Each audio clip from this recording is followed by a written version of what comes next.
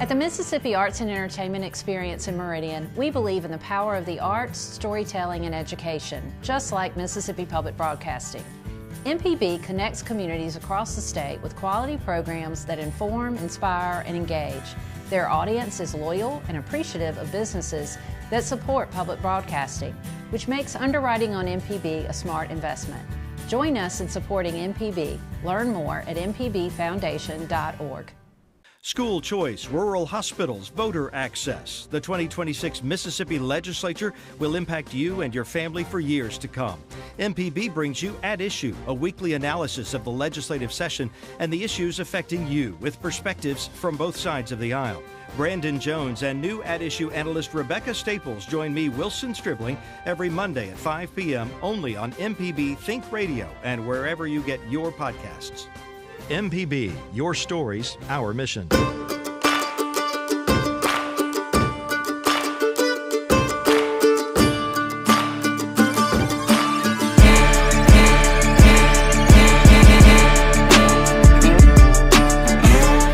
Happy birthday, Mississippi. It is Wednesday, December 10th. 208 years ago, the state of Mississippi got its start. We're celebrating that. We're also celebrating Christmas around the MPB studios right here on the Sit Down.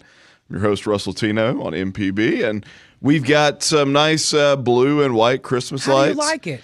And as we celebrate Mississippi's birthday, and this will age me a little bit because I've got kids that are in the magical Christmas age. One that's 12 and one that just turned 11. We're on the cusp of Christmas not being quite as magical, but it's still magical. Yeah, you're still getting the feels. And we watch, the Frosty the Snowman cartoon. Yes. And every time he comes to life, he says, "Happy birthday." And that was what it was in my head. Oh. That's my best impression of Frosty, done by the way. Voice. Well, I was trying. I would have got it. That happy birthday. It's close. It's so dead on. I'm trying. But it really, and we'll get to our guest because this is nonsensical, but it really doesn't make any sense that when he comes to life, he tells himself happy birthday.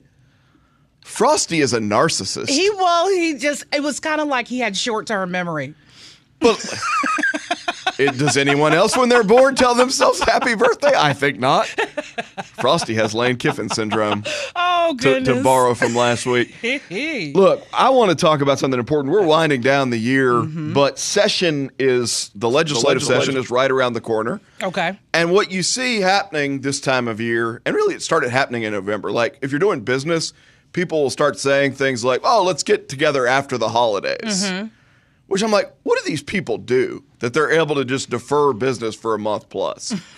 The legislature, as much crud as they get from critical people, and some of that criticism sometimes comes from yours truly, and some of it's legitimate, but as much criticism as they get from other people, the legislature is busy working right now. And it's because they start right after New Year's.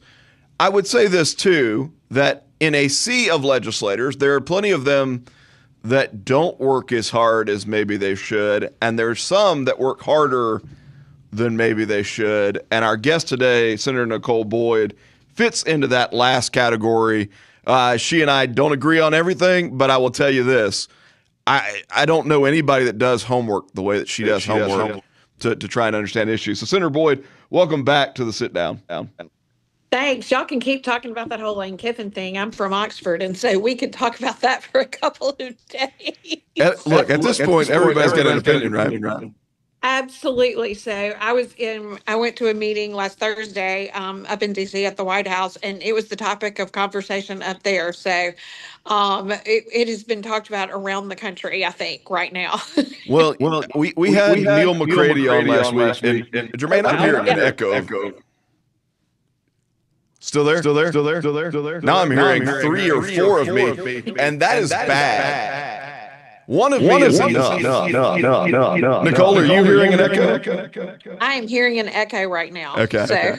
Well, we're maybe pause for just a moment. Oh, there we go. All We've right. got it figured out. Are we back? We're back. I'm sorry. So we had Neil McCready on with us last week, and Brad Logan as well. And so the entire hour was devoted to Lane Kiffin. But what I figured out was that this has transcended sports, and it certainly has transcended Mississippi, because you've got politicians weighing in all over the place. Like, all these Fox News contributors suddenly started talking about it. And my sort of conspiratorial brain, Nicole, went, okay, who put out the memo for them to start talking about this? But it's all that anybody's talked about for the last, 14 days. Can you not hear me, Nicole? Yes. Okay, good. So I want to talk about colleges and universities, but not football programs with you. All right, let's chat. So we'll do that. You have hearings today, right? Indeed. So Senator Boyd chairs the committee that oversees colleges and universities for the legislature. One of the things that you guys are really focusing on is the colleges and universities funding formula this year, or at least that's a priority of yours, I guess. Yes. So much conversation takes place around K-12 funding. Very little public conversation takes place around colleges and universities. Talk to me about what the current colleges and university funding formula looks like and why you think it's important to tackle it this year. Well, and just to kind of put this in perspective for the listeners out there, I'm in JL, the Joint Legislative Budget Committee, and so we just approved our budget recommendations. And so you'll look at about $454.5 million that is going to be allocated to our institutions of higher learning. You'll see another community college amount that is about $291 million. And then for the University Medical Center, you'll see $199.7 million. So we are looking at a substantial amount of money that is allocated to our colleges and universities. And we have done I think, a good job really looking at the productivity of our K-12 programs. We've also had, the public may not know, we've had different programs where we've helped them sponsor to look at their budgeting, how they're budgeting, making sure that they're being efficient use of those taxpayer dollars. IHL is something that we haven't looked at and quite really taken that hard deep dive in quite some time. And I will be candid, it has taken a while to get your arms around this. So we started working on this 2 years ago. And so we're going to be looking particularly at the funding on IHL for these hearings today, and then we'll have some additional hearings tomorrow. We'll have about 10 hours of hearings, I think, by the time we're finished today and tomorrow. But what we're going to be really looking at is performance-based budgeting. The College Board adopted, through a lot of work, adopted a funding formula that was never really implemented. And that funding formula, had it been implemented, has some vast changes that would have been done on funding. That funding formula really was based on a lot of performance metrics, how they were educating students, what their graduation rates were. A lot of states in the country have gone to this because we have to have efficiencies in those taxpayer dollars to make sure that they're doing this. The state of Florida has a very robust system that they've even gone back and ramped up a great deal. Tennessee almost 100% performance-based budgeting, and we'll have that commissioner testify today. We also have Excel in Ed, who is going to be really giving us an outline of what's being done across the country. I think there is a push by the taxpayers. There's certainly a push by the legislators that we want to be good steward of those taxpayer dollars, but we've got to make sure that we are graduating children in degrees that they can be successful, and that those degrees that we're having good returns and investment. So one of the things that really, as we've taken this deep dive into this, is we're really looking at those 4-year and 6-year graduation rates and looking to see who is really doing a good job in that. Because one of the things that I think is particularly alarming when I'm looking at some of these graduation rates of some of our colleges and universities, and not all are this way, so don't think I'm making a generalized statement on all of them, but I think about the student who has come in there, they've taken out loans, they've taken out Pell Grant loans, and they have started that college, and they maybe weren't ready to go to a university or college. Maybe they should have gone to a community college first and done a great deal of remediation, or maybe they should be in more of a technical program. But what happens is they come in and they take out those loans, and then they wind up after a year or 2 years of dropping out and having no degree. Well, that means they still have all those loans to pay back. And so we know that the financial health of a lot of our citizens, that we carry a higher student loan debt percentage wise than the rest of the country. We're the worst of that in the country. So those are things that we're all very concerned about, because we want to see efficiency in those dollars, and we want to see higher rates of graduates in those 4-year and 6-year numbers. We want to see a lot higher rates than we're seeing right now. Now, those numbers are done not on, so if somebody transfers in from a community college, that's not the numbers we're talking about. We're talking about the student who starts in as a freshman and then matriculates out. So, and that's where, and the other thing too that we're doing in this process too is we're actually there's a committee that kind of looks at data on what we're doing basically from K-12 through universities and colleges, and looking at our efficiencies in our system. And one of the things that we know is that we need to have better data, and that we need to be presenting better data to that committee. So that's another thing we're going to be tackling today, is we're going to be changing that committee completely. And that sounds like a lot of government stuff, and people that are out there going, this sounds like a lot of government blue hot. But what we need to make sure is the data that we're using is correct, and we need to make sure that we're using the right standards to really measure efficiency. So when we come back from break, when we come back from break, I want to unpack the blue ha and maybe get a little bit more granular, because I think people would be surprised to know some of the defects in the current funding formula and how that affects our colleges and universities in Mississippi, some to the positive and some really to their detriment. And then I really want to dig into this idea around graduation rates, because we talk so much about getting kids into college, and very rarely do we focus on the value that's created while they're in college, completion rates, those sorts of things. So I want to get into that with you when we come back, but we got to take a brief break. You're listening to The Sit Down right here on MPB Think Radio. We'll be right back.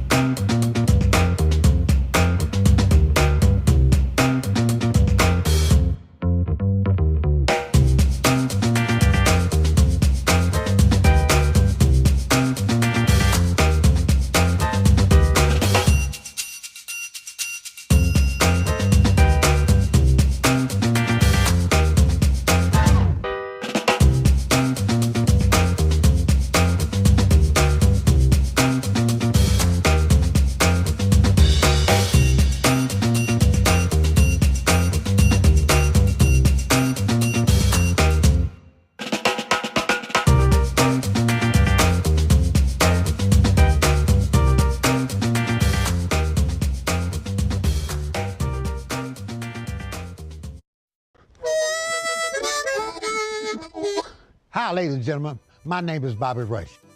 As a blues man, I love Mississippi Public Broadcasting. If you support Mississippi music and their local programming, donate now, right now, and become a member today, not tomorrow. Thank you, thank you, thank you. Doesn't matter how big or small, but we prefer big. Thank you very much. School choice, rural hospitals, voter access. The 2026 Mississippi Legislature will impact you and your family for years to come. MPB brings you At Issue, a weekly analysis of the legislative session and the issues affecting you, with perspectives from both sides of the aisle.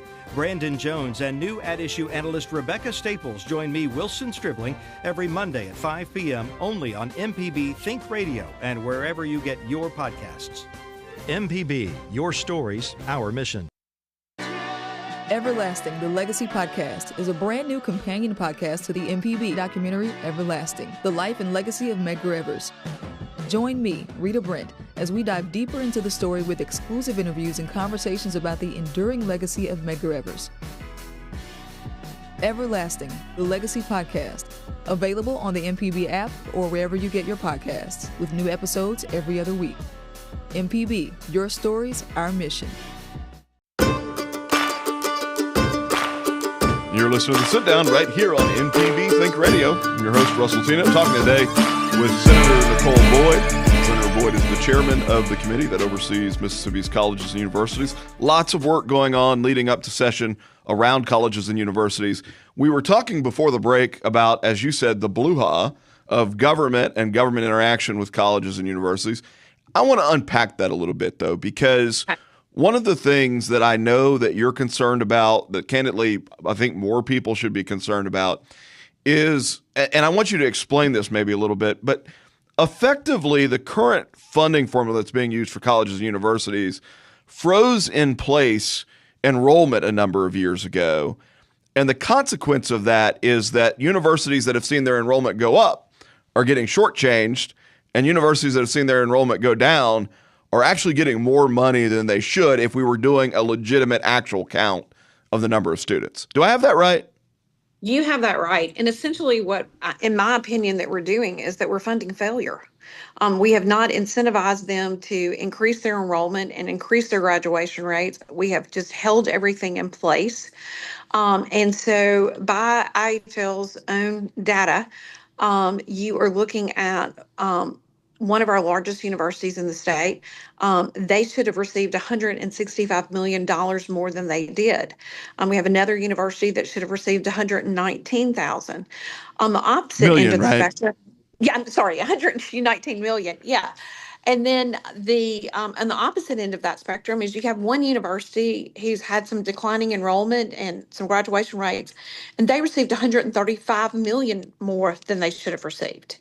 So, I mean, and the report, even not from just IHL, but NCHIMPS, it's a national organization that basically came in and looked at things for them in May, said, you know, universities have been rewarded for not increasing their student base, for not increasing those graduation rates. And I think that's insane. I think that we are funding failure, and we have got to reverse that trend. We started looking at all of these factors, seeing that that funding formula wasn't put in place. And I've talked to IHL members who were on the committee at the time, and they felt very confident in this funding formula that they had back at that time, and that this would be a good funding formula to drive performance. And that's what they were trying to do, is drive performance. And we all are driven by performance in the private sector every day. And this should be too. So, and over 30 states have gone to some level of performance-based funding in their higher education system. We're going to have Tennessee this afternoon. They're going to be on the phone. They're going to be Zooming with us this afternoon. When Tennessee implemented performance-based budgeting, their 4-year graduation rate went up 50%. So I want to back up just a little bit from what you just said, though. There's a university in Mississippi that has been shortchanged $165 million because their enrollment has actually gone up. Their enrollment has gone up. They're providing a value that people see both in and out of state that people want to come to. Right. And they're being punished for having more people interested in their university. And another one that's got $119 million shortchanged. And by the way, that's Ole Miss and Mississippi State, right? Yes. And so, you know, relative to the rest of the universities in the state, they've both seen their enrollment go up dramatically. I think the consequence of that people may not realize, Senator Boyd, is that those universities are effectively operating with less state support per child than what they were before, or per student, I should say. They're not children anymore. And they have to figure out other ways to make revenue. So like in Ole Miss's case, you sometimes will hear people both inside and outside of Ole Miss circles critical of the fact that that the university has so many out-of-state students coming in. But at some level, I mean, one, I don't know that that's necessarily a bad thing that those kids want to be a part of the University of Mississippi. But two, at some level, it's necessitated by the fact that the state support that was previously there is not there. And because of that, they've got to find alternative ways to keep their revenue steady. Is that a fair synopsis? Oh, that's absolutely fair, because basically for our two largest universities, it takes about 2.5 out-of-state students to really fund an in-state student because of that deficit there of what, really getting from us. The other thing too is these are our two flagship universities, and they are competing regionally and nationally. And so I've got the data that shows we're really underfunding them because of these matters, and because we're asking them to compete really on this national platform. And we want Mississippi universities doing that. But you look at the rankings of what they receive, they're towards the bottom of the list in most aspects of funding. And it's because of this kind of inequity that we've let happen here, where performance is not driving funding. And so that's where we've got to. And look, I understand that some of the complexities of some of the other universities and different things like that. But we've got to, as the state of Mississippi, our resources are too limited. We've got to get efficient use of these dollars. And that comes from looking at a performance based budget that is going to take into the account and really drive performance from these universities and colleges. One of the real downsides of government, and particularly government where people have to get reelected nonstop, and I'm not suggesting that's not the right system, but one of the downsides of that system where you're constantly running for reelection is a lot of politicians have the mindset of, we can't afford to make anybody mad. Like, we don't want to make anybody emotional about a decision that we make. And because of that, we fail to make decisions that data suggests should be made. And so, if you were to look at, and maybe this is just something I'll throw to you, like if you look at the trend line of births in the United States and in Mississippi, if you look at the trend line of people graduating from high school in Mississippi, 10 years ago, there were 500,000 kids in K-12 education system in Mississippi. Now it's like 430,000. So, we're talking about, what, a 15% drop? We're talking about a 15% drop. We are operating kind of the same system, exactly with the same number of universities and colleges. And so those are things that IHL is going to have to look at too. But look, this legislature and this body that I serve with, I have seen that in the past. I've been around for a number of years working in different arenas. And this body is not afraid to make tough decisions when we know that it's going to create better performance and we know it's going to be better use of taxpayer funds. We've made hard decisions. One of the hardest that we made too was unwinding what had been done on the PERS situation and really making sure that we were going to get a financially stable system. So I think, this body is we don't like, do we enjoy making those decisions? Sometimes not necessarily, but we know that we make those decisions, it's going to ultimately be better for the taxpayers and ultimately be better for those universities who are really going to have to make sure that they are performing their best for those students that go to school there. Yeah, and look, I certainly will give credit on the PERS example, because I do think, and a lot of the lion's share of the work was done by your colleague and a mutual friend of ours, Senator Daniel Sparks, who I think, carried that ball remarkably well, despite a lot of online criticism from people who had been scared into what was about to happen. But I will say this, that Senator Sparks was, and not him personally, but the decision to do that was about 20 years too late. Right. So we knew there was a problem with PERS for 2 decades, and nobody did anything. I think my concern is not that, is this body willing to make hard decisions? It's like the time that it takes to get to that decision. So I'm glad you're forcing the issue here. I am curious, though, because you mentioned this, and I think it's important.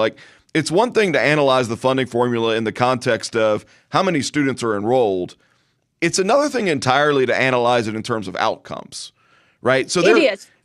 I've joked, I'm Baptist. Baptist churches love to pronounce their enrollment or their membership, which is always a very different and much larger number than their attendance. I think sometimes colleges and universities announce their enrollment, but not necessarily the end result. And the data on this in Mississippi is actually pretty troubling, right? So it's like 60% of kids that enroll in a Mississippi university or college within 6 years, so not even within 4 years. They're given them an extra 2 years. Only 60% within 6 years have a degree. And there's at least one university in Mississippi where that number is close to 20%. Exactly. That almost seems criminal. It does. And that's where I started looking at the situation of student debt in the state. And so as you start looking at the situation with the number of individuals in the state who have loans that they haven't paid back yet, that they're in the process of paying back, it's extremely high. We're the worst in the nation. And so you start looking at that and you see where that comes from. It comes from people that have entered a college or university that probably didn't graduate with a certificate or a degree of any type. And now they have this debt that they're also going to have to pay back, but yet they don't have the certificate, the paper that is going to help them get the higher earning job. And so that's one of the things that we are so focused in on this, that you've got to get graduation rates, and you've got to make sure when these people enter, they take out those loans, that you are equipping them to be able to graduate. Now, look, I fully understand too that some graduates come in with maybe needing remediation and those things, but we've got to make sure that we are directing those children to also too. We need to make sure that if they need a substantial amount of remediation, that we're sending them to the community college, which is a lot less cost involved there. So we've got to do a better job as a state in really honing in on this. One of the things that we're doing at this hearing is we're going to have somebody from the SWIB board. We're going to have the chair of the SWIB board, Patrick Sullivan's going to come in, because Patrick is going to put this in a real big perspective, is we have to look at these students and how they're going to matriculate out. And are we educating them for jobs that we have available in Mississippi? We have to look at this kind of in a continuum. We also have to look to the fact too that we have a large percentage of Pell Grant students in the state of Mississippi, because of the complications of socioeconomic issues that come into play there. Those students need more hand-holding and need more support. But it's very valuable in this state, given the large number of people that we have, that universities really have programs that are going to make sure that they get those Pell Grant students to that degree completion. But we got to do better than 6 years. I'm the mother of a law student now. She was a college student, and the less debt that they can take out, the better off they're going to be as they start out their careers. We know that we have a financial issue in the state of Mississippi. It's one of the reasons too we're going to be promoting this year is making sure that all colleges and universities, where you're in a trade program or you're in trying to get a 4-year degree, you are going to have some aspect of financial literacy. And we're going to be discussing that tomorrow, because we know that those financial literacy classes really educate people. And we want to make sure, and we know that kids who have those financial literacy classes are much better likely to matriculate out and understand their debt and really try to go after those degrees. Excuse me. No, you're fine. We've got to, this is a good moment. We've got to take a break. Yes. When we come back from break, I want to dig in a little bit more around performance as it relates to graduation rates, because I think that's a point that's worth emphasizing a little bit. You're listening to The Sit Down with Russ Latino. We will be right back.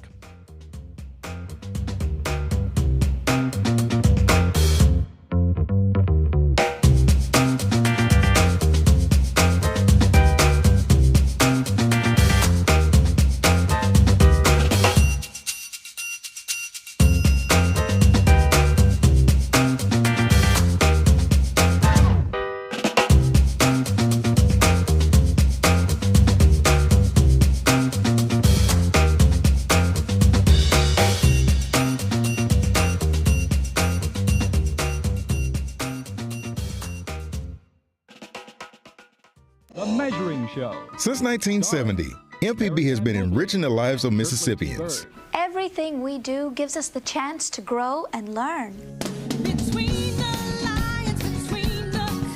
With your support, we are always there whenever and wherever you need us. Together through the years, together in the future. Please consider making a donation at mpbfoundation.org. MPB, your stories, our mission. Everlasting, the Legacy Podcast, is a brand new companion podcast to the MPB documentary Everlasting, the life and legacy of Medgar Evers. Join me, Rita Brent, as we dive deeper into the story with exclusive interviews and conversations about the enduring legacy of Medgar Evers. Everlasting, the Legacy Podcast, available on the MPB app or wherever you get your podcasts, with new episodes every other week. MPB, your stories, our mission. School choice, rural hospitals, voter access. The 2026 Mississippi Legislature will impact you and your family for years to come. MPB brings you At Issue, a weekly analysis of the legislative session and the issues affecting you with perspectives from both sides of the aisle. Brandon Jones and new At Issue analyst Rebecca Staples join me, Wilson Stribling, every Monday at 5 p.m. only on MPB Think Radio and wherever you get your podcasts. MPB, your stories, our mission.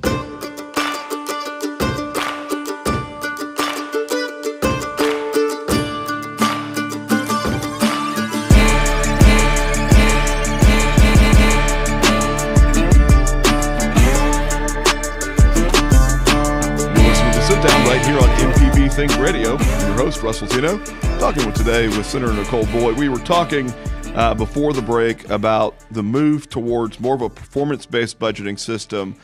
I think that's so important in this sense. Like right now, we're talking about earlier we talked about this defect in the system with funding where, you know, it wasn't based on actual enrollment figures, but it strikes me that there could be a conflict between enrollment figures being used as the baseline and performance being used as the baseline, and that there is probably more incentive for people to just go out and let anybody into college, even if they're not ready, if it's tied specifically to the amount of money that they're going to get from the state. And I think at some level, it makes more sense to tie it to, okay, what's the actual outcome for this student? Because, I mean, I got to tell you, and I used the word criminal earlier, it's certainly deeply problematic that you could have a university in our state that only 1 in 5 kids who enroll there end up graduating, because the data on this is really clear. You can go to college for 3.5 years and drop out your last semester. The end result is it's as if you did not go to college at all, because what employers care about is the piece of paper. Maybe that's messed up. Maybe that shouldn't be the way it is.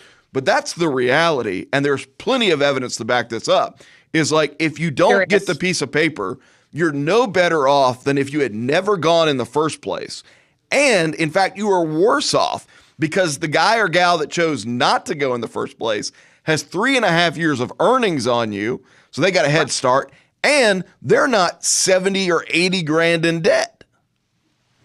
That's exactly right. I've used the phrase, I've said criminal, I've called it predatory, I've called it a number of things, but the formula is great because it puts into place those outcomes. It also categorizes students. The formula gives greater emphasis, did in the past, of Pell Grant students, because they know that it takes a little bit more to get those students through to completion. And so it accounts for that. We also, in the last formula, it gave greater emphasis for those things, greater performance metrics for universities to those occupations that we needed more than else. So, I mean, like you got a little bit extra point for some STEM majors. Also, too, because STEM majors cost a little bit more sometimes to educate because of equipment and things like that. So the formula takes into account, or did take into account, a number of those issues. Look, I don't know that this is something we'll be looking at just yet. You kind of evolve and go to that. But Florida now, do you know that they actually go back and reward that people have to make basically a certain level of salary within a certain number of years, and they reward extra points to university who are producing graduates who will be making a certain level of salary within those X number of years.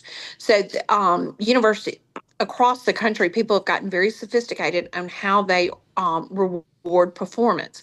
And those are things that I think we have got to start the path forward in Mississippi. So we are really looking at rewarding those institutions that are producing graduates who can graduate in a shorter period, who can graduate in a succinct amount of time, go on and get those jobs and be out in the workforce. So I think we are, I think there's been some pathways that have started. I think it is a shame that all the work that the College Board, who were members back in those days, because I've talked to them, they worked tremendously hard in getting this formula right. And then the formula was never implemented. And the reason for it is the commissioner was at our JLBO meeting back in September, and he said it was never implemented because there was going to be winners and losers. And that statement has stuck with me because that alone tells you that this should be implemented, because we want to see institutions that are high performing. It's what the taxpayers deserve. It's what the students who go to school there deserve. And it's certainly what their parents who are helping them out deserve. So I think that's how, Senator Boyd, that's maddening to me.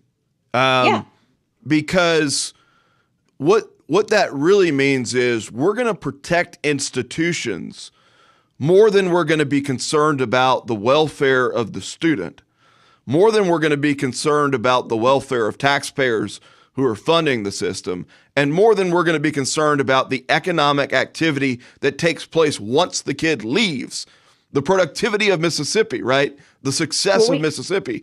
So it's at a minimum extremely short-sighted if the thought process is we need to protect institutions that maybe aren't carrying their weight, instead of worrying about the fact that 1 in 5 kids at one of Mississippi's universities is graduating. Right. And the legislature, we had these discussions at our joint legislative budget meeting, and there was consensus from both the House and the Senate, and really saying, how are we being productive? And we want to see that productivity. So, and it's the people that were testifying on behalf of IHL talked about the institutions, and we challenged that because we believe that there's a fiduciary responsibility to the taxpayers, to the students that go to school there, to their families, and to creating a better workforce. Look, this is all about creating a strong workforce in the state of Mississippi.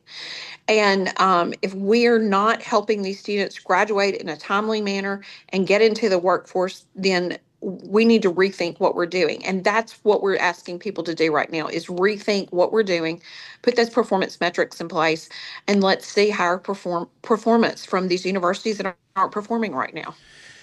So let me, for a minute, play devil's advocate with something that you said earlier. So you mentioned Patrick Sullivan, who also I consider a friend. I've known Patrick for a long time and agree with a lot of what he's saying around the importance of workforce development, the importance of connecting what we invest in as a state to what the ultimate workforce is going to be in Mississippi.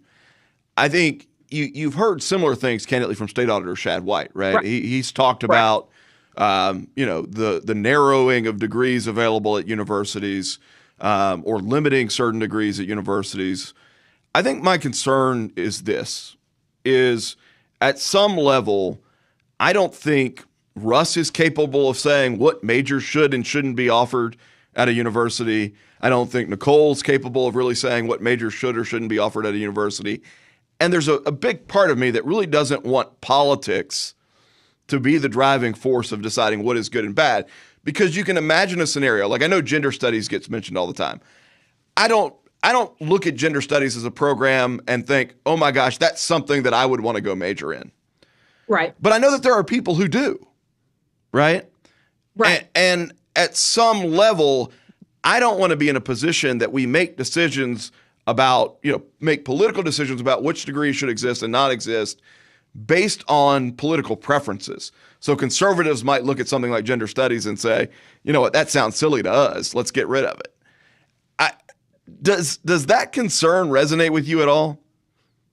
Well, as I think I mentioned to you beforehand, is like when you are doing these different things, we have a priority list, and that is way down the priority list of looking at. The other thing too is the great thing sometimes about not being first is looking at what has happened in other states. And so we've had some other states look at this and they spent a whole lot of resources and a whole lot of money maybe to do away with one degree.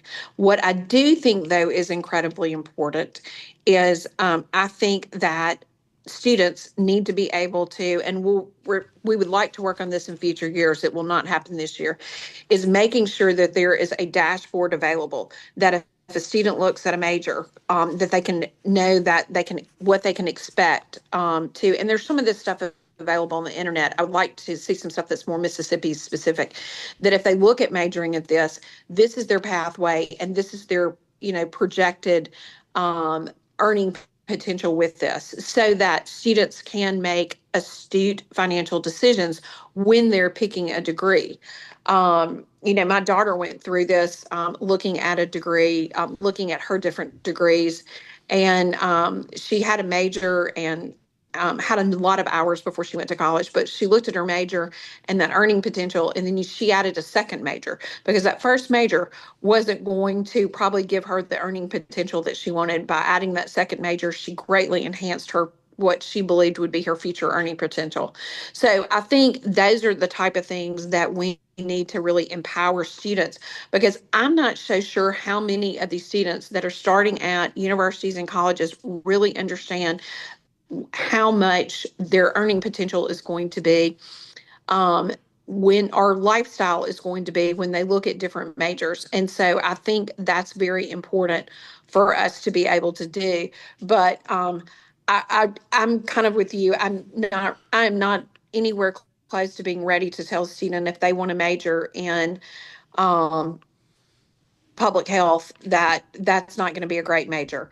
That was one of the majors of my daughter, so that's why I said that one. But I want to be able to let students kind of pursue that, but also know that if they pick a major, that there's not a lot of financial success. It's going to be that means they're going to be looking at debt that they're not going to be able to pay back for many of these students. So I think that's why, too, pushing that they have financial literacy in community college and at the IHL level is so important. And we're going to be working with MEC they're going to be presenting to make sure that students really are empowered to make good, smart financial decisions. If we're going to create a state where our borrowers are paying back at a higher level, that's part of it, is really teaching those skills that sometimes may not be coming in the household. So we got to take one more brief break, and we'll come back for one more brief segment. We're talking with State Senator Nicole Boyd on all things colleges and universities on this, the birthday of One Mississippi. We'll be right back.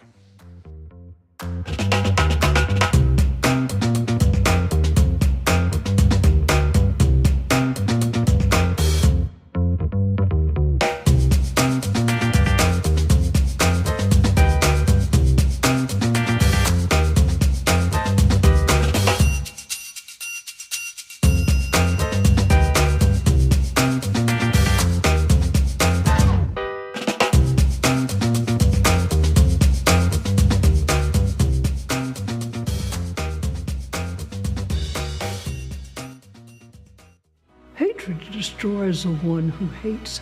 The others that you have hated, go on about their business. Care of us. So the legacy of Medgar Evers is an understanding of our own humanity and of our own responsibility of seeing that in other people.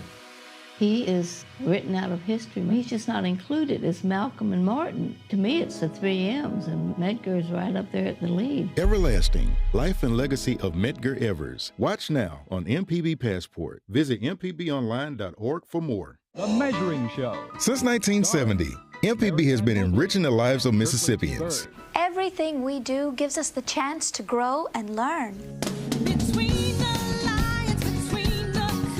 With your support, we are always there whenever and wherever you need us. Together through the years, together in the future. Please consider making a donation at mpbfoundation.org. MPB, your stories, our mission. At the Mississippi Arts and Entertainment Experience in Meridian, we believe in the power of the arts, storytelling, and education, just like Mississippi Public Broadcasting. MPB connects communities across the state with quality programs that inform, inspire, and engage. Their audience is loyal and appreciative of businesses that support public broadcasting, which makes underwriting on MPB a smart investment. Join us in supporting MPB. Learn more at mpbfoundation.org.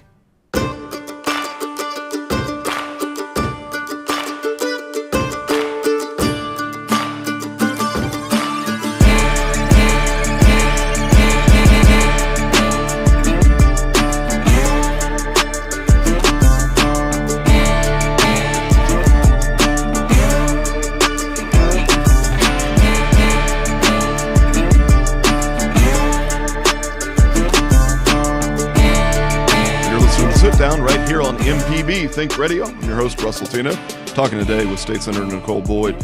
You know, we were talking about the ability of the state to maybe make decisions about what kind of majors would be good for the state versus what kind of majors wouldn't be good for the state. And I'm kind of reminded a little bit of Friedrich Hayek, who's an economist that won a Nobel Prize during World War II, but somebody that I've followed and read for a good part of my life. He wrote a book called Fatal Conceit. And the whole concept was that government's a really bad predictor of what will be needed in the economy because the incentives are misaligned, right? I mean, there are all sorts of things that come into play, including the lack of knowledge to know what will be needed 5 or 10 or 15 years from now, that come into play in making those kinds of decisions. And so I kind of shy away from the idea of like, hey, government should tell Mississippi State you can only offer these majors. I think where there's complexity, Senator Boyd, is that the state is financing a portion of this. And so there is an element of stewardship and oversight that has to come in with that. And it strikes me that there's some middle ground between, you know, legislators picking majors and taking that authority away from the people whose job it is, you know, from administrators at the colleges and universities. And I think that middle ground is, to some degree, realigning incentives so that universities have an incentive not to put kids in programs they know suck, for lack of a better way to put it. Absolutely. And a performance-based budgeting model. And hopefully this is something like Florida has done with this is something that would take care of that. There's also another factor too, is they are really looking, there's a lot of like, you know, right now there's different data coming out from everybody. But one of the things too is like, you know, I've seen politicians really balk at a traditional liberal arts degree. Well, they're finding out that people with liberal arts degrees have very good skill sets in some of the emerging technology that they do, that their thinking and their alignment kind of creatively make good majors for them to do in that. So, I mean, and there's different studies coming out with that. So, I think the philosopher had a point with what he's saying, but I do think also too, it is as much information as we can provide students and universities can provide students to make those smart economical decisions. I think we'll have more successful graduates in the state, and also really letting those individuals know that these are the jobs that are needed in the state. Right now we have a teaching shortage, and as we are working to raise teacher salaries and things like that, that people know that if they go into an education degree, they will have a job when they come out. So we have huge technology needs right now within the state with our expanded programs, that are our expanded manufacturing and technology that is coming to the state. So I think that's one of the roles has to be of community colleges, of universities as well, is really shepherding people in places where they can be financially successful as well. So that is the role that we all have. And so those are the things that we're really trying to get at. One of the programs we're going to be talking about too is we have a huge amount of people, for the reasons that we've just talked about earlier, in the state that have some college, some partial certificate, but don't have a full certificate. And so we are going to be looking, we're having them testify about the Reconnect program that they do in Tennessee. It's a program we're going to be looking to pilot, hopefully get some funds for this legislative session, that will take those adults that are already in the workforce, but they need some upskilling, some retraining, so that we can get them in higher paying jobs.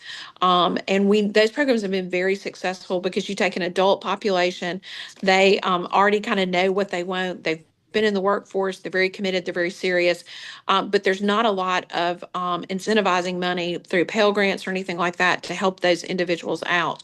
But they're very successful when they complete those programs. And so Courtney Taylor with Accelerate, Jennifer Rogers, who has also been looking at this, they're going to be presenting the data that this is something that might be worth the investment for us to make in the state of Mississippi in looking at this Reconnect program and running some pilots to see the results that we could get on that. So we have to think of learners at all different levels when we're talking about IHL and community colleges. Yeah, that makes a ton of sense to me. And I do think you guys are balancing an awful lot, right? And there's a very complex system that's already been built in place. You alluded to this, and I'll give you last word on it here in a few seconds. But at some level, if you could figure out how to gather data reliably and how to compile the right data, presenting that to students so that they can make informed decisions about here's the graduation rate in this major, here's your likelihood of having a job within 6 months within this field, here's your potential lifetime earnings relative to other majors that you could choose. That information, look, some kids are still going to make stupid decisions. Right? Like, but that information, I think, would be a good first start. Well, and I think they're getting a lot of this through the coaches, the college and career coaches that we've funded at the legislative level. Most people don't know we've done that over the last 4 years, is we've really expanded the amount of career coaches that are out there working with schools. And so they have a lot, and that's through Accelerate. And so they have a lot of that information out there that's kind of available on a national level. Look, one of the most fun moments I've ever had as a legislator is we pushed really hard to get some diesel mechanic training in part of my district in Batesville. Pushed really hard trying to get that done, got it done.